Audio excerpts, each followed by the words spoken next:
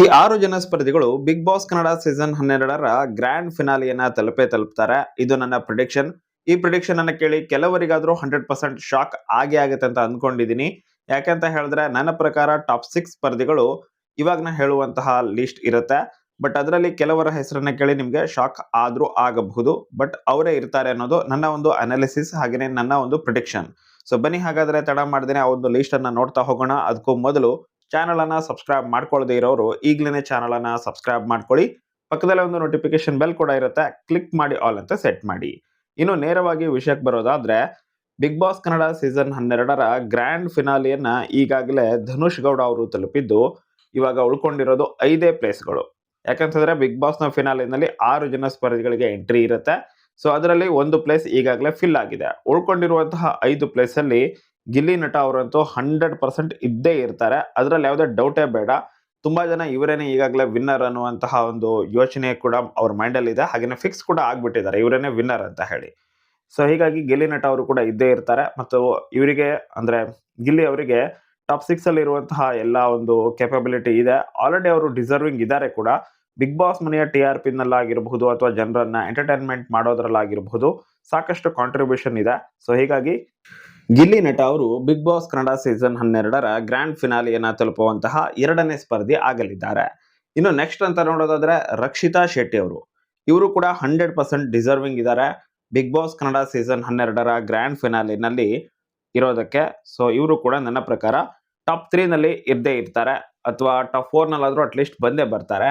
ಹಾಗೇನೆ ಟಾಪ್ 6 ಅಲ್ಲಿ ಇರೋದಕ್ಕೆ 100% ಡಿಸರ್ವಿಂಗ್ ಕೂಡ ಇದ್ದಾರೆ. ಯಾಕಂತ ಹೇಳಿದ್ರೆ ರಕ್ಷಿತ್ ಅವರು ಬಿಗ್ ಬಾಸ್ ಮನೆಯಲ್ಲಿ ಟಾಸ್ಕ್ ಅಂತ ಬಂದ್ರೆ ತುಂಬಾನೇ ಚೆನ್ನಾಗಿ ಎಫರ್ಟ್ ಹಾಕಿದ್ದಾರೆ. ಕೆಲವೊಂದಷ್ಟು ಟಾಸ್ಕ್ ಗಳಲ್ಲಿ ಫೇಲ್ ಆಗಿರಬಹುದು, ಬಟ್ ಟಾಸ್ಕ್ ಅಂತ ಬಂದ್ರೆ ಚೆನ್ನಾಗಿ ಎಫರ್ಟ್ ಹಾಕ್ತಾರೆ. ಸಾಕಷ್ಟು ಕನ್ಫ್ಯೂಷನ್ ಇರುತ್ತೆ ಅವರಿಗೆ ಟಾಸ್ಕ್ ಸಮಯದಲ್ಲಿ, ಬಟ್ ಸ್ಟಿಲ್ ಟಾಸ್ಕ್ ಅಂತ ಬಂದಾಗ ಒಳ್ಳೆ ಎಫರ್ಟ್ ಅನ್ನ ಹಾಕಿ ಗೇಮ್ ಅನ್ನ ಆಡ್ತಾರೆ. ಹಾಗೆ ಓವರ್ ಆಲ್ ಆಗಿ ಬಿಗ್ ಬಾಸ್ ಮನೆಯಲ್ಲಿ ಇವರ ಕಾಂಟ್ರಿಬ್ಯೂಷನ್ ಚೆನ್ನಾಗಿದೆ. ಇತ್ತೀಚೆಗೆ ನಾಮಿನೇಷನ್ ಅಲ್ಲಿ ಸ್ವಲ್ಪ ಎಡವುತ್ತಾ ಇರಬಹುದು, ಬಟ್ ಸ್ಟಾರ್ಟಿಂಗ್ ಇಂದ ಕೂಡ ನಾಮಿನೇಷನ್ ಅಲ್ಲಿ ತುಂಬಾನೇ ಚೆನ್ನಾಗಿನೇ ರೀಸನ್ಸ್ ಗಳನ್ನ ಕೊಡ್ತಾ ಇದ್ರು. ಹಾಗೇನೆ ಯಾವುದೇ ಒಂದು ವಿಷಯ ಅಂತ ಬಂದಾಗ ಚೆನ್ನಾಗಿನೇ ಡಿಪೆಂಡ್ ಕೂಡ ಮಾಡ್ಕೊಳ್ತಾರೆ, ಚೆನ್ನಾಗಿ ವಾದ ಮಾಡ್ತಾರೆ. ಇಲ್ಲ ಸ್ಟ್ಯಾಂಡ್ ತಗೊಳ್ಬೇಕು ಅಲ್ಲಿ ಸ್ಟ್ಯಾಂಡ್ ಕೂಡ ತಗೊಂಡಿದ್ದಾರೆ.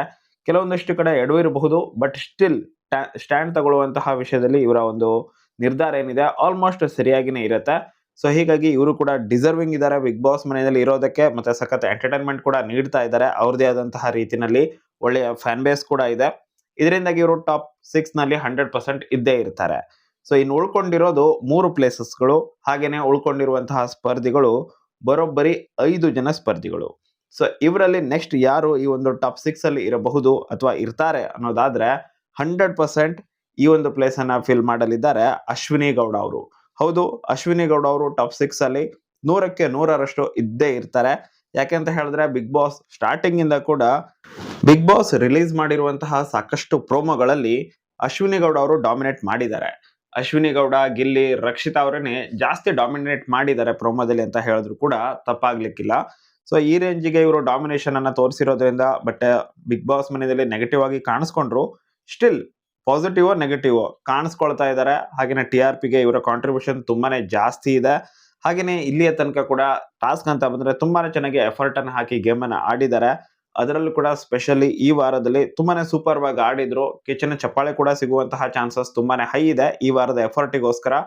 ಆ ಒಂದು ಪೋಲ್ ಅನ್ನ ಹಿಡ್ಕೊಳ್ಳುವಂತಹ ಟಾಸ್ಕ್ ಆಗಿರಬಹುದು ಅಥವಾ ಕ್ಲೈಮ್ ಮಾಡಿ ಮೇಲೆ ಹತ್ತಿ ಜೈ ಬಿಗ್ ಬಾಸ್ ಅನ್ನುವಂತಹ ಒಂದು ಆಕ್ಟಿವಿಟಿ ಅಥವಾ ಆ ಒಂದು ಟಾಸ್ಕ್, ಅದು ಟಾಪ್ 6ಗೋಸ್ಕರ ಆಡುವಂತಹ ಟಾಸ್ಕ್ ಅದರಲ್ಲಾಗಿರಬಹುದು. ಈ ಹಿಂದೆ ಕೂಡ ಸಾಕಷ್ಟು ಫಿಸಿಕಲ್ ಟಾಸ್ಕ್ ಅಂತ ಬಂದಾಗ ಅಶ್ವಿನಿ ಗೌಡ ಅವರ ಎಫರ್ಟ್ ತುಂಬಾನೇ ಚೆನ್ನಾಗೇನೆ ಇತ್ತು ಮತ್ತು ಟಾಸ್ಕ್ ಅಲ್ಲೂ ಕೂಡ ಆಲ್ಮೋಸ್ಟ್ ವಿನ್ ಆಗಿದ್ದಾರೆ ಕೂಡ. ಸೊ ಹೀಗಾಗಿ ಅಶ್ವಿನಿ ಗೌಡ ಅವರು ಕೂಡ ಡಿಸರ್ವಿಂಗ್ ಇದ್ದಾರೆ ಟಾಪ್ 6 ಅಲ್ಲಿ ಇರೋದಕ್ಕೆ. ಇವಾಗ ಉಳ್ಕೊಂಡಿರೋದು 2 ಪ್ಲೇಸ್, ಹಾಗೆ ಉಳ್ಕೊಂಡಿರೋದು 4 ಜನ ಸ್ಪರ್ಧಿಗಳು. ಸೊ ಇವಾಗ ಈ ಒಂದು ಪ್ಲೇಸ್ ಅನ್ನ ಫಿಲ್ ಮಾಡಲಿದ್ದಾರೆ ನನ್ನ ಪ್ರಕಾರ 100% ಮ್ಯೂಟೆಂಟ್ ರಘು ಅವರು ಟಾಪ್ 6 ಅಲ್ಲಿ ಇದ್ದೇ ಇರ್ತಾರೆ. ಮ್ಯೂಟೆಂಟ್ ರಘು ಅವರು ಆಲ್ಮೋಸ್ಟ್ ಡೇಂಜರ್ ಝೋನ್ಗೂ ಕೂಡ ಬಂದಿದ್ರು ಈ ವಾರದ ಒಂದು ವೋಟಿಂಗ್ ರಿಸಲ್ಟ್ ನ ಪ್ರಕಾರ. ಆದರೆ ಬಿಗ್ ಬಾಸ್ ಮನೆಯಲ್ಲಿ ಇವರ ಕಾಂಟ್ರಿಬ್ಯೂಷನ್ ತುಂಬಾನೇ ಜಾಸ್ತಿ ಇರುವಂತದ್ದು. ಮೊದಲಿನಿಂದಾನು ಕೂಡ ಟಾಸ್ಕ್ ಅಂತ ಬಂದ್ರೆ ತುಂಬಾನೇ ಸೂಪರ್ ಆಗಿನೇ ಆಡಿದ್ದಾರೆ. ಈ ವಾರ ಕೂಡ ಟಾಸ್ಕ್ ಅಲ್ಲಿ ತುಂಬಾನೇ ಶೈನ್ ಆದ್ರು ಕೂಡ. ಇನ್ನು ಸೆಕೆಂಡ್, ಈ ಬಿಗ್ ಬಾಸ್ ಮನೆಯಲ್ಲಿ ಇವರು ಮಾಡುವಂತಹ ಕೆಲಸದ ಬಗ್ಗೆ ಮಾತಾಡಬೇಕು ಅಂತ ಹೇಳಿದ್ರೆ ಆಲ್ಮೋಸ್ಟ್ ಅಡುಗೆ ಡಿಪಾರ್ಟ್ಮೆಂಟ್ ಅನ್ನ ರಘು ಅವರೇನೆ ವಹಿಸ್ಕೊಂಡಿದ್ರು. ಹಾಗೇನೆ ಕ್ಲೀನಿಂಗ್ ಆಗಿರಬಹುದು, ಬೇರೆ ವಿಷಯದಲ್ಲೂ ಕೂಡ ಸಾಕಷ್ಟು ಆಕ್ಟಿವ್ ಆಗಿದ್ದಾರೆ. ಮನೆ ಕೆಲಸಗಳನ್ನ ಮಾಡೋದಾಗಿರಬಹುದು. ಓವರ್ ಆಲ್ ಆಗಿ ಬಿಗ್ ಬಾಸ್ ಮನೆಯಲ್ಲಿ ಕಾಣಿಸ್ಕೊಳ್ತಾ ಇದ್ರು ಮತ್ತು ಗಿಲೆ ಜೊತೆ ಒಳ್ಳೆಯ ಬಾಂಧವ್ಯ ಇತ್ತು. ರಕ್ಷಿತಾ ಅವರ ಜೊತೆ ಕೂಡ ಒಂದು ಒಳ್ಳೆಯ ಬಾಂಡಿಂಗ್ ಇತ್ತು. ಇತ್ತೀಚೆಗೆ ರಾಶಿಕ್ ಅವರ ಜೊತೆ ಕೂಡ ಒಳ್ಳೆಯ ಬಾಂಡಿಂಗ್ ನ ಶೇರ್ ಮಾಡ್ತಾ ಇದ್ದಾರೆ. ಕಾವ್ಯ ಅವ್ರ ಜೊತೆ ಕೂಡ ಅಷ್ಟೇನೆ. ಒಟ್ಟಾರೆಯಾಗಿ ಬಿಗ್ ಬಾಸ್ ಮನೆಯಲ್ಲಿ ತುಂಬಾ ಜನರ ಫೇವರೇಟ್ ಆಗಿದ್ದಾರೆ ರಘು ಅವರು. ಹಾಗೇನೆ ಇವರ ಕಾಂಟ್ರಿಬ್ಯೂಷನ್ ಕೂಡ ಚೆನ್ನಾಗೇನೆ ಇದೆ ಬಿಗ್ ಬಾಸ್ ಮನೆಗೆ. ಮತ್ತೆ ವ್ಯಕ್ತಿತ್ವ ಅನ್ನುವಂತಹ ವಿಷಯಕ್ಕೆ ಬರೋದಾದ್ರೆ, ಇವರು ಕೂಡ ಕೆಲವೊಂದಿಷ್ಟು ಕಡೆ ಎಡವಿದ್ದಾರೆ. ಬಟ್ ಸ್ಟಿಲ್ ಬಿಗ್ ಬಾಸ್ ಮನೆಯಲ್ಲಿ ಇವರು ಡಿಸರ್ವಿಂಗ್ ಇರೋ ರೀತಿನಲ್ಲೇನೆ ಇವರ ವ್ಯಕ್ತಿತ್ವ ಕೂಡ ಇರೋದ್ರಿಂದ ಬಿಗ್ ಬಾಸ್ ಕನ್ನಡ ಸೀಸನ್ 12ರ ಟಾಪ್ 6 ಕಂಟೆಸ್ಟೆಂಟ್ ಗಳಲ್ಲಿ ಮ್ಯೂಟೆಂಟ್ ರಘು ಅವರು ಕೂಡ 100% ಇದ್ದೇ ಇರ್ತಾರೆ. ಸೊ ಇವಾಗ ಉಳ್ಕೊಳ್ಳೋದು ಅಂದ್ರೆ ಇವಾಗ ಆಲ್ರೆಡಿ ಆಗಿರುವಂತಹ ಪ್ಲೇಸಸ್ ಯಾವ್ದು ಅಂತ ಹೇಳಿದ್ರೆ ಧನುಷ್, ಗಿಲ್ಲಿ, ರಕ್ಷಿತಾ ಹಾಗೇನೆ ಅಶ್ವಿನಿ ಗೌಡ ಜೊತೆಗೆ ಮ್ಯೂಟೆಂಟ್ ರಘು ಅವರು. ಉಳ್ಕೊಂಡಿರೋದು ಒಂದೇ ಒಂದು ಪ್ಲೇಸ್. ಆ ಪ್ಲೇಸಿಗೆ ಇರೋದು ಇವಾಗ 3 ಜನ ಕಂಟೆಂಡರ್ಗಳು. ರಾಶಿಕಾ ಶೆಟ್ಟಿ ಅವರಿದ್ದಾರೆ, ಧ್ರುವಂತ್ ಅವರಿದ್ದಾರೆ, ಮತ್ತೆ ಕಾವ್ಯ ಅವರಿದ್ದಾರೆ. ತುಂಬಾ ಜನರ ಪ್ರಕಾರ ಕಾವ್ಯ ಅವರು ಟಾಪ್ 6ಗೆ ಬರ್ತಾರೆ. ಯಾಕಂತ ಹೇಳಿದ್ರೆ ಅವರು ಸ್ಟಾರ್ಟಿಂಗ್ ಇಂದ ಕಾಣಿಸ್ಕೊಂಡಿದ್ದಾರೆ, ಮತ್ತೆ ಗಿಲ್ಲಿ ಅವ್ರ ಜೊತೆ ತುಂಬಾನೇ ಕ್ಲೋಸ್ ಆಗಿದ್ರು. ಹಾಗೇನೆ ಒಳ್ಳೆಯ ಕಾಂಟೆಂಟ್ ಕೂಡ ಕೊಡ್ತಾ ಇದ್ದಾರೆ. ಹಾಗೇನೆ ಅವ್ರಿಗೆ ಒಳ್ಳೆ ಫ್ಯಾನ್ ಬೇಸ್ ಇದೆ. ಬಟ್ ಇಲ್ಲಿ ರಾಶಿಕ್ ಅವ್ರ ಏನ್ ಕಡಿಮೆ ಇಲ್ಲ. ರಾಶಿಕ್ ಅವರು ಟಾಸ್ಕ್ ಅಂತ ಬಂದ್ರೆ ಸೂಪರ್ ಆಗಿನೇ ಆಡ್ತಾ ಇದ್ದಾರೆ. ಆಲ್ಮೋಸ್ಟ್ ಎಲ್ಲಾ ಟಾಸ್ಕ್ ಅಲ್ಲೂ ಕೂಡ ಇವರು ಇದಾರೆ ಅಂತ ಹೇಳಿದ್ರೆ ವಿನ್ ಆಗಿನೇ ಬಂದಿದ್ದಾರೆ. ಫಿಮೇಲ್ಸ್ ಅಷ್ಟೇ ಆಡೋವಾಗಂತೂ ಸಖತ್ ಡಾಮಿನೇಟ್ ಮಾಡಿ ಅವರು ಆ ಟಾಸ್ಕ್ ನ ವಿನ್ ಆಗಿನೇ ಬಂದಿದ್ದಾರೆ. ಕಾವ್ಯ ಅವ್ರ ವಿರುದ್ಧ ವಿನ್ ಆಗಿದ್ದಾರೆ, ಸ್ಪಂದನ ಅವರ ವಿರುದ್ಧ ವಿನ್ ಆಗಿದ್ದಾರೆ, ಹಾಗೇನೆ ರಕ್ಷಿತಾ ಅವ್ರ ವಿರುದ್ಧ ಕೂಡ ಸಖತ್ ಫೈಟ್ ಅನ್ನು ಕೊಟ್ಟು ಎಲ್ಲಾ ಟಾಸ್ಕ್ ಅಲ್ಲೂ ಕೂಡ ಶೈನ್ ಆಗಿದ್ದಾರೆ. ಅಶ್ವಿನಿ ಗೌಡ ಅವ್ರ ವಿರುದ್ಧ ಆಗಿರಬಹುದು. ಈ ರೀತಿಯಾಗಿ ಓವರ್ ಆಲ್ ಆಗಿ ಟಾಸ್ಕ್ ಅಂತ ಬಂದ್ರೆ ಇಲ್ಲಿ ರಾಶಿಕಾ ಶೆಟ್ಟಿ ಅವರು ಇದ್ದಾರೆ ಅಂತ ಹೇಳಿದ್ರೆ 90% ಅವ್ರು ಹೊಡ್ಕೊಂಡು ಬರ್ತಾರೆ ಆ ಗೇಮ್ ಅನ್ನ ಅಂತ ಹೇಳಿ ಎಲ್ರಿಗೂ ಕೂಡ ಕಾನ್ಫಿಡೆನ್ಸ್ ಇರುತ್ತೆ. ಸೊ ಆ ರೇಂಜಿಗೆ ಆಡ್ತಾ ಇದ್ರು ಇವರು. ಟಾಸ್ಕ್ ಅಂತ ಬಂದ್ರೆ ಟಾಸ್ಕ್ ಕ್ವೀನ್ ಅಂತ ಕರೆದ್ರೆ ತಪ್ಪೇ ಇಲ್ಲ. ಬಿಗ್ ಬಾಸ್ ಕನ್ನಡ ಸೀಸನ್ 12ರ ಟಾಸ್ಕ್ ಕ್ವೀನ್ ಅಂತಾನೆ ಕರೀಬಹುದು ರಾಶಿಕಾ ಶೆಟ್ಟಿ ಅವರನ್ನ. ಬಟ್ ಬೇರೆ ವಿಷಯಗಳಲ್ಲಿ ಇವರು ಕೆಲವೊಂದಿಷ್ಟು ಕಡೆ ಎಡವಿದ್ದಾರೆ. ಬೇರೆಯವರು ಕೂಡ ಎಡವಿದ್ದಾರೆ, ಇವರು ಕೂಡ ಎಡವಿದ್ದಾರೆ. ಆದ್ರೆ ಫ್ಯಾನ್ ಬೇಸ್ ಅಂತ ಬರೋದಾದ್ರೆ ಬೇರೆಯವ್ರಿಗೆ ಕಂಪೇರ್ ಮಾಡಿದ್ರೆ ಸ್ವಲ್ಪ ಮಟ್ಟಿಗಾದ್ರೂ ಕಡಿಮೆ ಇದೆ. ಮತ್ತು TRP ನಲ್ಲಿ ಕಾಂಟ್ರಿಬ್ಯೂಷನ್ ರಾಶಿಕಾ ಶೆಟ್ಟಿ ಅವ್ರದ್ದು ಸ್ವಲ್ಪ ಮಟ್ಟಿಗೆ ಕಡಿಮೆ ಇದೆ ಅಂತಾನೆ ಹೇಳಬಹುದು. ಯಾಕೆಂತ ಹೇಳಿದ್ರೆ ಇವಾಗ ಟಾಪ್ 6ಗೆ ಯಾರಾದ್ರೂ ರೀಚ್ ಆಗ್ಬೇಕು ಅಂತಂದ್ರೆ TRP ಯಾರಿಂದ ಬರ್ತಾ ಇರುತ್ತೋ ಅವರನ್ನೇ ಇಟ್ಕೊಳ್ತಾರೆ. ಯಾಕಂತಂದ್ರೆ ಗ್ರ್ಯಾಂಡ್ ಫಿನಾಲೆಯ TRP ಮತ್ತಷ್ಟು ಜಾಸ್ತಿ ಬರಬೇಕು. ಸೊ ಅದರಿಂದಾಗಿ ಮತ್ತು ಅವರು ಬಿಗ್ ಬಾಸ್ ಮನೆಯಲ್ಲಿ ಡಿಸರ್ವಿಂಗ್ ಇದಾರೆ ಟಾಪ್ 6 ಅಲ್ಲಿ ಅಂತ ಹೇಳಿ ಬೇರೆಯವ್ರಿಗೂ ಕೂಡ ಅನಿಸ್ಬೇಕು ಅಂತವ್ರನ್ನ ಇಟ್ಕೊಳ್ತಾರೆ. ಸೊ ಹೀಗಾಗಿ ಇಲ್ಲಿ ರಾಶಿಕಾ ಅವರು ಟಾಪ್ 6ಗೆ ಬರೋದು ಡೌಟ್ ಅಲ್ಲೇನೆ ಇದೆ. ಇನ್ನು ಧ್ರುವಂತ್ ಅವರು ಅಂತ ಬರೋದಾದ್ರೆ ನನ್ನ ಪ್ರಕಾರ ಧ್ರುವಂತ್ ಅವರು ಎಷ್ಟೋ ವಾರಗಳ ಹಿಂದೆನೆ ಎಲಿಮಿನೇಟ್ ಆಗಿ ಮನೆಗೆ ಹೋಗ್ಬೇಕಾಗಿತ್ತು. ನನ್ನ ಒಂದು ಅನಿಸಿಕೆ ಇದು. ಹಾಗೇನೆ ಒಂದ್ ಟೈಮ್ ಅಲ್ಲಿ ಕಲರ್ಸ್ ಕನ್ನಡದವರು ಕೂಡ ಅಷ್ಟೇನೆ ಅವರ ಒಂದು ಇನ್ಸ್ಟಾಗ್ರಾಮ್ ನ ಅಫಿಷಿಯಲ್ ಪೇಜ್ ಅಲ್ಲೇನೆ ಧ್ರುವಂತ್ ಎಲಿಮಿನೇಟೆಡ್ ಅನ್ನುವಂತಹ ಪೋಸ್ಟ್ ಅನ್ನ ಬೇರೆ ಮಾಡ್ಬಿಟ್ಟಿದ್ರು.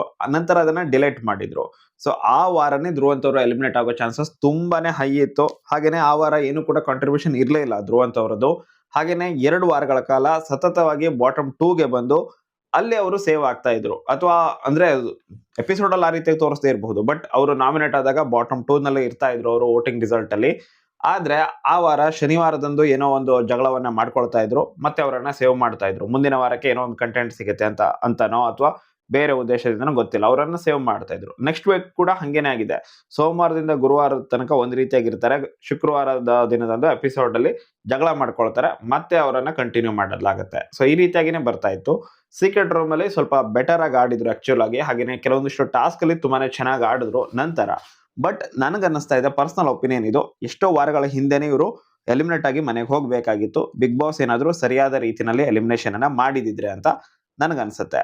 ಬಟ್ ಸ್ಟಿಲ್ ಇಲ್ಲಿ ತನಕ ಕೂಡ ಬಂದಿದ್ದಾರೆ. ಹಾಗೇನೆ ಈ ವಾರದಂತೂ ಅವರು ಬಿಗ್ ಬಾಸ್ ಮನೆಯಲ್ಲಿ ಕಳಪೆ ಅಂತ ಕೂಡ ಆದ್ರು. ಇಷ್ಟೆಲ್ಲ ಆದ್ರೂ ಕೂಡ ಇಲ್ಲಿ ಧ್ರುವಂತ್ ಅವ್ರು ಇದ್ರೆ TRP ಬಂದೇ ಬರುತ್ತೆ. ಅವ್ರಿಗೆ ಗೊತ್ತು. ಯಾಕಂತಂದ್ರೆ ಪಾಸಿಟಿವ್ ನೆಗೆಟಿವ್ ಅವರಂತೂ ಇದ್ದಾರೆ ಒಂದು ವೇನಲ್ಲಿ ಬಿಗ್ ಬಾಸ್ ಮನೆಯಲ್ಲಿ. ಮತ್ತೆ ಅದನ್ನ ಕಂಡು ಕೆಲವರಿಗೆ ಇಷ್ಟನೂ ಕೂಡ ಆಗದೆ ಇರಬಹುದು ಅವ್ರು ಯಾಕೆ ಬಂದ್ರು ಅಂತ ಹೇಳಿ. ಸೊ ಇಂತಹ ಒಂದು ಕಂಟೆಸ್ಟೆಂಟ್ ಕೂಡ ಟಾಪ್ 6 ಅಲ್ಲಿ ಇದ್ರೆ ಏನೋ ಒಂದು ಇಂಟ್ರೆಸ್ಟಿಂಗ್ ಆಗಿರುತ್ತೆ. ಕೆಲವರಾದ್ರೂ ನೋಡ್ತಾರೆ ಇವ್ರು ಯಾಕೆ ಬಂದ್ರು ಅನ್ನುವಂತಹ ಚರ್ಚೆ ಕೂಡ ಸೋಷಿಯಲ್ ಮೀಡಿಯಾದಲ್ಲಿ ಜೋರಾಗಿನೇ ಆಗುತ್ತೆ. ಸೊ ಹೀಗಾಗಿ ಇಲ್ಲಿ ಧ್ರುವಂತ್ ಅವರನ್ನ ಟಾಪ್ 6ಗೆ ಕರ್ಕೊಂಡು ಬರೋ ಚಾನ್ಸಸ್ ತುಂಬಾನೇ ಹೈ ಇದೆ. ಇದು ನನ್ನ ಒಂದು ಪ್ರಿಡಿಕ್ಷನ್. ನನಗೆ ಯಾಕೋ ಸ್ಟ್ರಾಂಗ್ ಆಗಿ ಅನಿಸ್ತಾ ಇದೆ ಇಲ್ಲಿ ಧ್ರುವಂತ್ ಅವರು ಈ ಪ್ಲೇಸ್ ಅನ್ನ ತುಂಬುತ್ತಾರೆ. 6ನೇ ಪ್ಲೇಸ್ ಟಾಪ್ 6 ಅನ್ನುವಂತಹ ಪ್ಲೇಸ್ ಅನ್ನ ಧ್ರುವಂತ್ ಅವರು ಫಿಲ್ ಮಾಡ್ತಾರೆ ಅಂತ ನನ್ನ ಅನಿಸಿಕೆ. ನೀವು ಹೀಗೆ ನೋಡೋದಾದ್ರೆ ಇವಾಗ ಟಾಪ್ 6 ಅಲ್ಲಿ ಇರುವಂತಹ ಕಂಟೆಸ್ಟೆಂಟ್ ಗಳಲ್ಲಿ ಗಿಲ್ಲಿ ಎಂಟರ್ಟೈನ್ಮೆಂಟ್, ರಕ್ಷಿತಾ ಎಂಟರ್ಟೈನ್ಮೆಂಟ್, ಅಶ್ವಿನಿ ಗೌಡ ಸ್ವಲ್ಪ ಅಗ್ರೆಸಿವ್ ಆಗಿ ಜಗಳ ಮಾಡೋದಾಗಿರ್ಬಹುದು ಅಥವಾ ಬೇರೆ ವಿಷಯದಲ್ಲಿ ಸ್ವಲ್ಪ ಜಾಸ್ತಿ ಕಾಣಿಸ್ಕೊಳ್ತಾ ಇರೋರು. ಧ್ರುವಂತ್ ಅವರು ಕೂಡ ಅಷ್ಟೇನೆ. ಇನ್ನು ಧನುಷ್ ಅವರು ಸೈಲೆಂಟ್, ಹಾಗೇನೆ ರಘು ಅವರು ಕೂಡ ಸೈಲೆಂಟ್. ಸೊ ಸ್ವಲ್ಪ ಸೇಫ್ ಗೇಮ್ ಅನ್ನೋ ರೀತಿನಲ್ಲೇನೆ ನಾನು ಹೇಳ್ತೀನಿ. ಸೊ ಈ ರೀತಿಯಾಗಿ ಎಲ್ಲ ಕ್ಯಾಟಗರಿನಲ್ಲೂ ಕೂಡ 3 ರೀತಿನಲ್ಲಿ ಟಾಪಿಕ್ ಅನ್ನ ಚೂಸ್ ಮಾಡಿಕೊಂಡು, ಅಂದ್ರೆ ಒಂದು ಎಂಟರ್ಟೈನ್ಮೆಂಟ್ ಫ್ಯಾಕ್ಟರ್ ಅನ್ನ ಇಟ್ಕೊಂಡು ಒಂದು ಜಗಳ ಮಾಡೋದಾಗಿರ್ಬೋದು. ಕೇವಲ ಜಗಳ ಅಂತ ಹೇಳ್ತಾ ಇಲ್ಲ ನಾನು, ವಾದ ವಿವಾದ. ಸೊ ಆ ರೀತಿಯಾಗಿ ಕನ್ಸಿಡರ್ ಮಾಡಿ. ಎಂಟರ್ಟೈನ್ಮೆಂಟ್, ವಾದ ವಿವಾದ ಮತ್ತೆ ಸೇಫ್ ಗೇಮ್. ಈ 3 ರೀತಿಯಾಗಿ ಗೇಮ್‌ಗಳನ್ನ ಆಡುವಂತಹ ತಲಾ 2 ಸ್ಪರ್ಧಿಗಳು ಇರೋ ರೀತಿನಲ್ಲಾಗತ್ತೆ. ಸೊ ಹೀಗಾಗಿ ನನ್ನ ಅನಿಸಿಕೆ ಇದು. ಪರ್ಸನಲ್ ಒಪಿನಿಯನ್, ಟಾಪ್ 6 ಕಂಟೆಸ್ಟೆಂಟ್‌ಗಳು ಗಿಲ್ಲಿ ನಟ ಅವರಾಗಿರ್ತಾರೆ, ರಕ್ಷಿತಾ ಶೆಟ್ಟಿ ಅವರಾಗಿರ್ತಾರೆ, ಧನುಷ್ ಗೌಡ ಅವರಾಗಿರ್ತಾರೆ, ಮ್ಯೂಟೆಂಟ್ ರಘು ಅವರಾಗಿರ್ತಾರೆ, ಅಶ್ವಿನಿ ಗೌಡ ಅವರಾಗಿರ್ತಾರೆ. ಇವರ ಜೊತೆಗೆ ಧ್ರುವಂತ್ ಅವರು ಕೂಡ ಇದ್ದೇ ಇರ್ತಾರೆ ಅನ್ನೋದು ನನ್ನ ಒಂದು ಪರ್ಸನಲ್ ಒಪಿನಿಯನ್ ಆಗಿದೆ. ನಿಮ್ಗೇನ್ ಅನ್ಸುತ್ತೆ? ಇದೇ ರೀತಿಯಾಗಿ ಟಾಪ್ 6 ಇರಬಹುದಾ? ಅಥವಾ ಕಾವ್ಯ ಅಥವಾ ರಾಶಿಕಾ ಇಬ್ಬರಲ್ಲಿ ಒಬ್ರು ಈ ಒಂದು ಟಾಪ್ 6 ಅನ್ನ ಎಂಟ್ರಿ ಆಗಬಹುದು ಅಂತ ನಿಮ್ಗೆ ಅನ್ಸುತ್ತಾ? ನಿಮ್ಮ ಅಭಿಪ್ರಾಯವನ್ನ ಶೇರ್ ಮಾಡಿ. ಬಟ್ ಕಾವ್ಯ ಶೈವ ಅವರು ಇತ್ತೀಚೆಗೆ ತಮ್ಮ ಗೇಮ್ ಅನ್ನ ಕಳ್ಕೊಂಡಿದ್ದಾರೆ ಅಂತಾನೆ ಹೇಳ್ಬಹುದು. ಅವ್ರು ಹೋಗ್ತಾ ಇದ್ದಂತಹ ಟ್ರ್ಯಾಕ್ ಏನಿದೆ, ಸೊ ಅದು ಕಂಪ್ಲೀಟ್ ಆಗಿ ಆಫ್ ಟ್ರ್ಯಾಕ್ ಆಗಿದೆ ಇವಾಗ. ಸೊ ಅವರು ತಮ್ಮ ಗೇಮ್ ಅನ್ನ ಸಿಕ್ಕಾಪಟ್ಟೆ ಬದಲಿ ಮಾಡ್ಕೊಂಡ್ರು. ಫ್ಯಾಮಿಲಿ ವೀಕ್ ಅನ್ನುವಂತಹ ವೀಕ್ ಏನಿದೆ ಅದು ಕಾವ್ಯ ಅವರಿಗೆ ಸಿಕ್ಕಾಪಟ್ಟೆ ನೆಗೆಟಿವ್ ಆಗ್ಬಿಡ್ತು ಅಂತಾನೆ ಹೇಳ್ಬಹುದು. ವಾರಾಂತ್ಯದಲ್ಲಿ ಅದು ಎಕ್ಸ್ಪೋಸ್ ಆಗಿದ್ದಾಗಿರಬಹುದು, ಅಥವಾ ಅವ್ರು ಬಂದು ಹೋದ ನಂತರ ಇಲ್ಲಿ ಅವರನ್ನ ಸಿಕ್ಕಾಪಟ್ಟೆ ಅವಾಯ್ಡ್ ಮಾಡೋದಾಗಿರಬಹುದು, ಅನ್ನೆಸೆಸರಿ ವಿಷಯಗಳನ್ನ ತಗೊಂಡು ಬರೋದಾಗಿರಬಹುದು. ಸೊ ಇದೆಲ್ಲ ಕಾವ್ಯ ಅವರ ಗೇಮ್ ಅನ್ನ ಹಾಳು ಮಾಡಿದೆ. ಸೊ ಹೀಗಾಗಿ ಕಾವ್ಯ ಅವರು ಟಾಪ್ 6 ಬರಲ್ಲ. ರಾಶಿಕಾ ಅವರು ಕೂಡ 100% ಟಾಪ್ 6 ಬರಲ್ಲ. ನನ್ನ ಪ್ರಕಾರ ಡಿಸರ್ವಿಂಗ್ ಇದ್ರು. ಕಾವ್ಯ ಅವರಿಗಿಂತ ಬೆಟರ್ ಆಗಿ ಆಡ್ತಾ ಇದ್ರು. ಸೊ ಹೀಗಾಗಿ ಇಲ್ಲಿ ರಾಶಿಕಾ ಅವರು ಡಿಸರ್ವಿಂಗ್ ಇದ್ರು. ಬಟ್ ಸ್ಟಿಲ್ ರಾಶಿಕಾ ಅವರು ಕೂಡ ಬರಲ್ಲ ಅಂತ ನನ್ನ ಅನಿಸಿಕೆ. ಧ್ರುವಂತ್ ಅವರು 6ನೇ ಪ್ಲೇಸ್ ಅನ್ನ ಫಿಲ್ ಮಾಡ್ತಾರೆ ಅನ್ನೋದು ನನ್ನ ಒಂದು ಪ್ರಿಡಿಕ್ಷನ್, ನನ್ನ ಒಂದು ಅನಾಲಿಸಿಸ್ ಆಗಿದೆ. ನಿಮ್ಮ ಪ್ರಕಾರ ಇದು ಸರಿಯಾಗಿದೆಯಾ ಅಥವಾ ಚೇಂಜ್ ಆಗಬಹುದು ಅಂತ ಅನ್ಸುತ್ತಾ? ನಿಮ್ಮ ಅಭಿಪ್ರಾಯವನ್ನ ಕಾಮೆಂಟ್ ಬಾಕ್ಸ್ ಅಲ್ಲಿ ಕಮೆಂಟ್ ಮಾಡಿ. ಹಂಗೇನೆ ಫಿನಾಲೆ ತನಕ ವೇಟ್ ಮಾಡಿ ನೋಡೋಣ ನನ್ನ ಒಂದು ಪ್ರಿಡಿಕ್ಷನ್ ಸರಿ ಆಗುತ್ತಾ ಇಲ್ವಾ ಅಂತ ಹೇಳಿ. ತಪ್ಪು ಕೂಡ ಆದ್ರೂ ಆಗ್ಬಹುದು, ಹೇಳಲಿಕ್ಕೆ ಆಗೋದಿಲ್ಲ. ಬಟ್ ಇದು ನನ್ನ ಒಂದು ಅನಾಲಿಸಿಸ್ ನ ಪ್ರಕಾರ ಹಿಂಗಾಗತ್ತೆ ಅನ್ನೋದು. ನಿಮ್ಗೇನ್ ಅನ್ಸುತ್ತೆ? ನಿಮ್ಮ ಅಭಿಪ್ರಾಯಗಳನ್ನ ಶೇರ್ ಮಾಡ್ಕೊಳ್ಳಿ. ಮುಂದಿನ ವಿಡಿಯೋದಲ್ಲಿ ಮತ್ತೆ ಸಿಗೋಣ. Thank you so much for watching. Bye.